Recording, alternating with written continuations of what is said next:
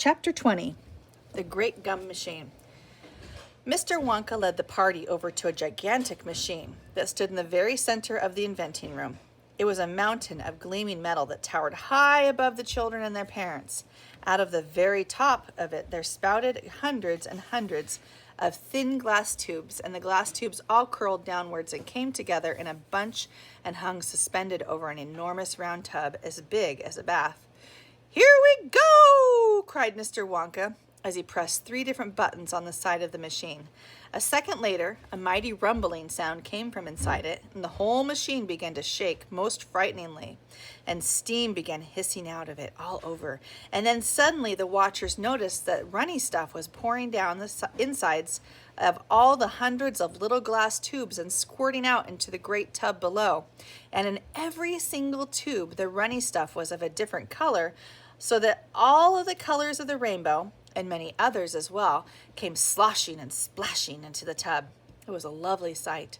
And when the tub was nearly full, Mr. Wonka pressed another button, and immediately the runny stuff stopped running out of the tubes, the rumbling sound disappeared, and a whizzing, whirring noise took its place.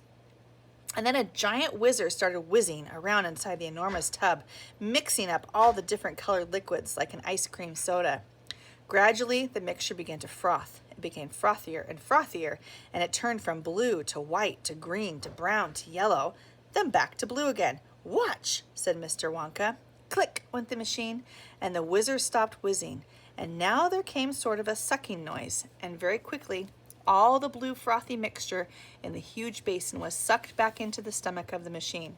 There was a moment of silence, then a few queer rumblings were heard. Then silence again. Then suddenly the machine let out a monstrous, mighty groan. And at the same moment, a tiny drawer, no bigger than the drawer of a slot machine, popped out of the side of the machine. And in the drawer there lay something so small and thin and gray that everyone thought it must be a mistake. The thing looked like a little strip of gray cardboard. The children and their parents stared at the little gray strip lying in the drawer. "You mean that's all?" said Mike Teavee, disgusted. "That's all," answered Mr. Wonka, gazing proudly at the result. "Don't you know what it is?" There was a pause. Then Violet Beauregarde, the goofy gum-chewing girl, let out a yell of excitement. "By gum, it's gum!" she shrieked. "It's a stick of chewing gum!" "Right you are," cried Mr. Wonka, slapping Violet hard on the back. "It's a stick of gum. It's a stick of the most amazing and fabulous sensational gum in the world."